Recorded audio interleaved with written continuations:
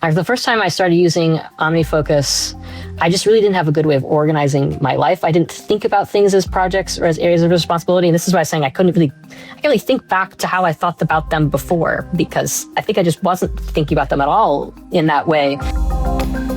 You're listening to The Omni Show, where we connect with the amazing community surrounding the Omni Group's award-winning products. My name's Andrew J. Mason, and today we learn how Maggie Delano uses OmniFocus. Well, welcome to the Omni Show, everybody. My name is Andrew J. Mason, and today we get to listen to how Maggie Delano gets to use OmniFocus. They're an engineering professor at Swarthmore. They design medical devices for people living with chronic diseases, and Maggie does great work on inclusive engineering. Also happens to keep the whole faculty life in OmniFocus, which is exactly the kind of story that the Omni Show is built around. Maggie, thank you so much for joining us today. Thanks for having me. Well, tell us a bit more about yourself. What, it's kind of a giant question, but what your day-to-day happens to look like. So Swarthmore is in Delaware County, right outside Philadelphia. So I actually live in Philly and I do a reverse commute, which is really nice. It's a small liberal arts college. And so I teach in the engineering department here. And it's because we're a liberal arts school, we have actually a general engineering program, which is really unique. We don't major in any particular subdiscipline of engineering, and students, there's no graduate students, it's all undergraduate students, but I really love it here. I moved here in January 2018, and actually, but one of the big reasons I started using OmniFocus was to kind of help me prepare for this job, but I really like it. And then outside of faculty life, I also like spending time with my partner, doing puzzles, playing chess, all that stuff. Awesome.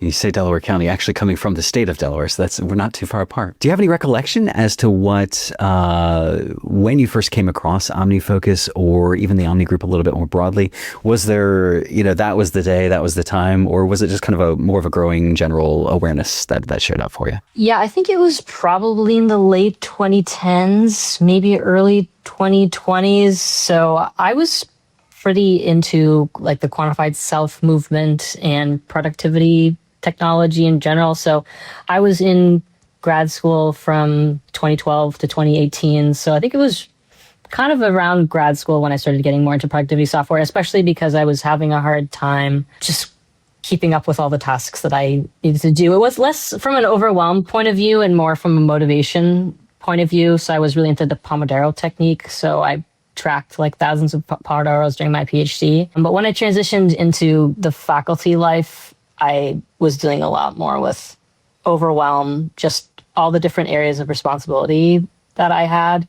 And I really felt like I needed to find a better system. And so during the lockdown period, I took Tiago Forte's Building a Second Brain online course. And it was during that process that I was really looking for things that I could stress test, and OmniFocus was one of the ones that I heard about, and I tried it out in 2021, and then I just went back and reread my blog post about it earlier today, and I still use the system in almost exactly the same way 5 years later. So wow. Speaking of stress tests, okay, withstood the test of time there. That's crazy. And I've heard of Tiago's method. Was it the PARA method? Is that how it works? Yeah. So projects, areas, resources, and archive. So I implement some version of that in OmniFocus. That's fantastic. And for those people that are listening to this, going through collegiate life thinking, oh, well, things will get easier when I get out of college. It's like, well, maybe not necessarily.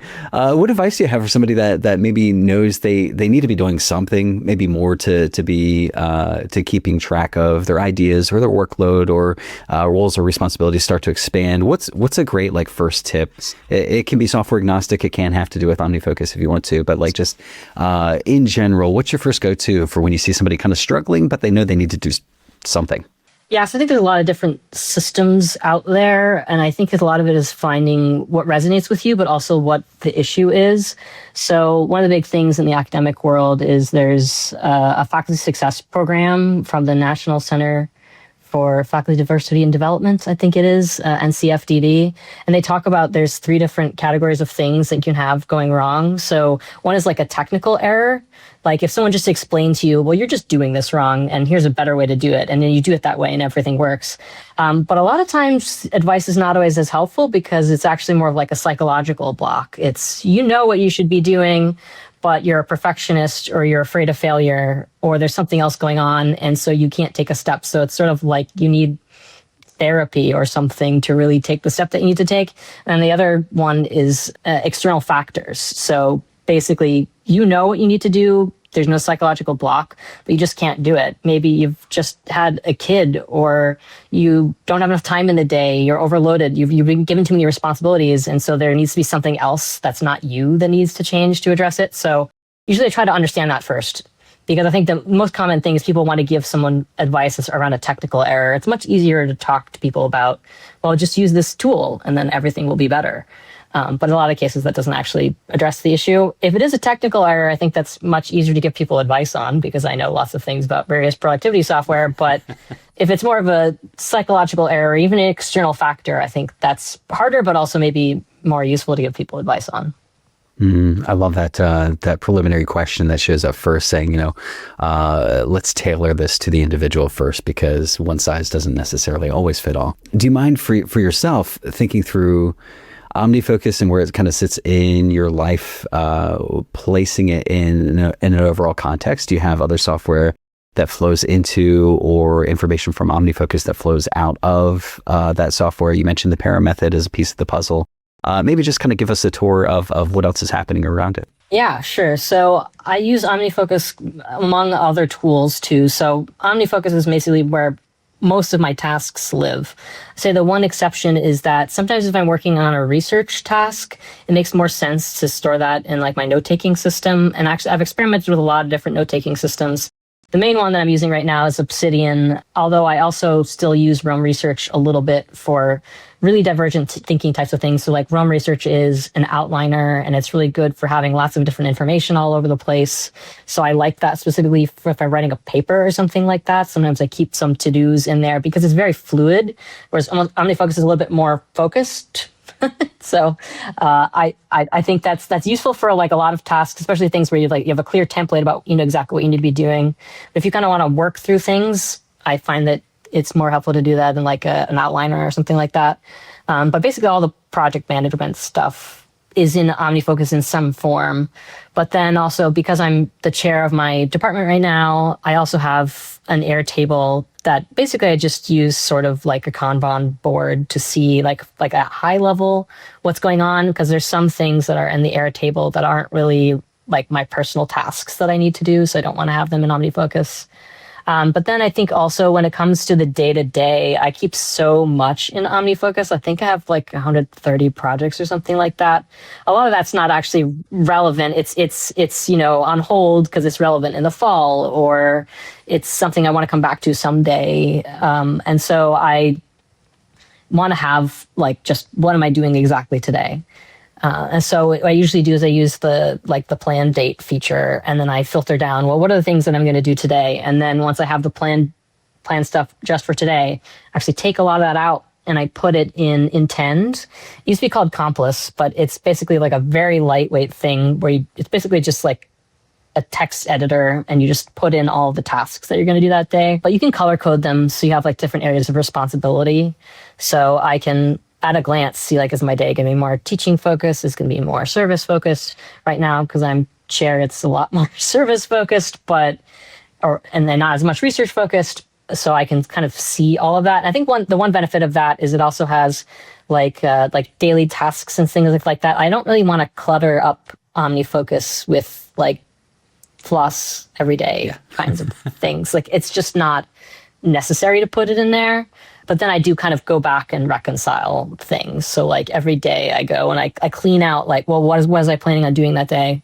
If I did it, great, I'll just tick it off. And if I didn't do it, I can move it to a different day, or I try not to leave things as overdue. But how does capture show up for you? When you're going throughout your day, it sounds like things are fairly fast paced. Are you capturing from your phone? Are you talking into your watch? Do you have just like a block of time where, hey, there's a 5-minute breather between meetings here, and this is the time that I'm going to empty my head? How does that typically show up for you when you're moving throughout your day? Yeah, I have two main ways that I capture things. So if I know it's definitely a task, I will usually just put it right in OmniFocus through the iOS app. So now that OmniFocus is all integrated through everything through Apple, that makes my life much easier. I think at one point I was avoiding paying for the separate app, but I think I just didn't pay for the iPad app, but I had it on my phone and on my laptop. Now I have it on everywhere, which is great. So I have it all on all my different devices, and then so if it's just a task, I will just dump that straight into OmniFocus from my phone or from my laptop. And then if it's like a thought, I'm not sure if it's really a task, I put it into Drafts app, which is like a Mac app that syncs between different devices. So it's usually into one of those if I can. I do still use like an analog notebook sometimes, but I try not to put tasks or thoughts in there that I need to access routinely because I don't always have it with me. And talk to me about the automation slice of this. It can be as extensive as programming, Omni automation, or as really as simple as just, hey, it's a repeating task, and I know that it's going to show up these certain days of the week or these certain quarters of the year. I don't use automation that much. I use a plugin, so it's called Toggle Tag, just a plugin I found online. I really like that plugin because I want to be able to run through my tasks really fast. So if I'm processing my inbox, I have certain tags that I use really frequently. And so I want to be able to toggle between them really easily. So I basically assign them to a hotkey. So if I want to tag something that thing is happening this week, then I can tag it for this week, or if it's happening next week. And then I really don't use, those are the main two tags I use. I don't actually really use any other tags because I experimented with using more tags and I found that I became more bogged down in remembering to tag things than just doing things. So really don't use other tags for that. I do have like a buy tag. So like sometimes if I'm online and I'm buying something, I'm like, well, what else did I say I needed to buy? I might go use that buy tag. But other than that, I really don't use tags. I try to use the projects and areas of responsibility as a way to keep things organized. But I also have I kind of don't have that many different contexts. I use perspectives a little bit, but anyway, my point is I don't really use the automation. I don't really need to use the automation that much. We talked before we started this call about you were kind of joking a little bit about that. There's you've been using OmniFocus for so long that there doesn't necessarily seem to feel like a previous time, or there's the before times, and then there's what how things are now. And I totally get that when you're in kind of the flow state, or this is the mental framework that I've been using for so long. It's hard to kind of put yourself back into a place where it wasn't there to begin with. I'd love to hear a little bit of, do you have any wisdom, or if you had one kind of bit of productivity advice that's like, this is my billboard to the world, and if I could just wave the magic wand and everybody understands this one thing about productivity, or at least how I've reduced friction in my life as much as possible, what would that action be? What would that either that framework or that mental idea be that would be, this is probably the biggest return on investment here for me? This is my personal bias, is to go a little bit slower to go fast. I think it's a military term or something like that. But basically, move slow to go fast is actually a really good way of doing things, especially in today's day and age with technology, AI, everything. There's a lot of anxiety. People are trying to move fast, but actually taking time and being intentional is really important. And I think one of the things that I really appreciated about when I did this Building the Second Brain course in 2021 was that I took a lot of time to think about, well, what's my system and how I'm going to make it work. And now I've actually just used that system for 5 years, and I've really been able to stress test it in a way. And I think that a lot of the time, if you're not taking a little bit of time to save yourself a lot of time in the long run, you're missing out. But I think it's so hard to carve out that time, both just in terms of the technical aspect of the technical area thing, finding the time on your calendar, but then also psychologically feeling like you actually have the time, and not like you're operating from this position of scarcity, but more from abundance. And I think, and there are structural factors obviously with that too, but I think taking time to figure out what you want and how to do it is good, but also balancing that with not spending too much time tinkering on things. So once I got my system working, I have a PKM, a personal knowledge management area in my OmniFocus. And anytime I'm like, hey, it would be really great if I had a script that did this thing, or it'd be really great if I had a thing that did this. So I would put it in that task list. And then on the weekend or something, I would say, oh, okay, well, I have a couple hours maybe I will tinker with some Python scripts to improve things. So I said I didn't do any automation, but I actually did, like, there's some minor things. So like you can export task paper from OmniFocus, for example, and I use that feature to paste in like my to-dos into Obsidian. So I wanted to be able to have all the notes that I had in OmniFocus for like I forward an email to myself as a task. Then I could get that context in Obsidian or Roam Research or whatever. And so I did write like a little Python script that just modifies the clipboard to help you do that. Or when I paste into intend, the way the intend works is that you basically prepend on a line with like three, a closed parentheses. So it basically just tells you that this is like the third goal that you're working on. Okay. And so when I copy a list of tasks, it just prepends them with a number. So that way I don't have to do it manually. So there's little things like that, but I find that you get really sucked into the idea of like, oh, this automation is going to be really great and really helpful or whatever. And then, the next day you're like, oh, actually, I'm just really busy doing all my work. I don't have time for that. Yeah. So I usually write it down. And then if I come do it on the weekend or like a couple weeks later and I'm like, wow, it would still really be great to do that. Then I still go and do it. But a lot of the time it's just an exciting idea and I don't actually need to do it. I love that you appreciate the idea for what it is, but it's like, it's not really attaching to whether or not I'm actually going to take the action associated with that idea. I think that can, in the long run, probably save us a couple of hours here and there and rabbit trails without really necessarily saying, well, my system is what it is. I think the fact that you're able to spend some time working on it, but without the all-in kind of methodology where it's like, I'm going to spend 3 hours on a Saturday and completely, you're right. Like as soon as the flu hits or, something where your day just gets so fast and furious, you're not able to go through and work out the system in the new way that you were hoping for. So there's these little baby steps, these little tiny improvements that show up over time. I think really have a cumulative result. Any thoughts show up as I was talking through there?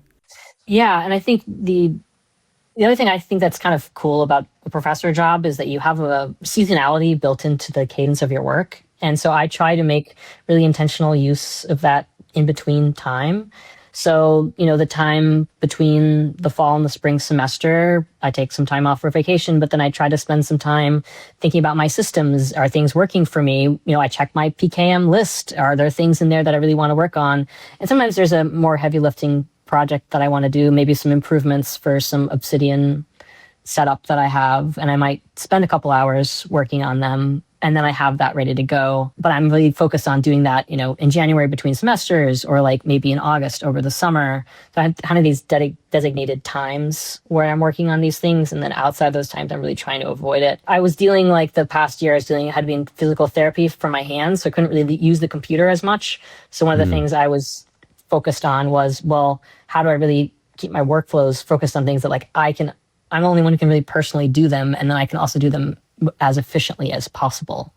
So I was thinking a little bit about like, okay, well, I don't really want to click 100 times because that hurts my hands. So maybe there's a better way I can write to do this, or I can get someone else to do it. Sometimes not everyone has that luxury, but so I think that was the other thing is thinking, okay, well, do I even need to do this way? So like there's a lot of teaching tasks that professors do kind of by hand, like things like grading, but there's actually like a lot of great educational technology tools that can make that easier for people, like Gradescope. And so I said, okay, well, I'm having a hard time using my hands a lot, but so I can scan a bunch of PDFs and I can put them on Gradescope, and then I can just click, and it's much easier to grade, but it's not degrading the experience for the students at all. If anything, they get the feedback faster because the grading software makes it much faster to go through everything.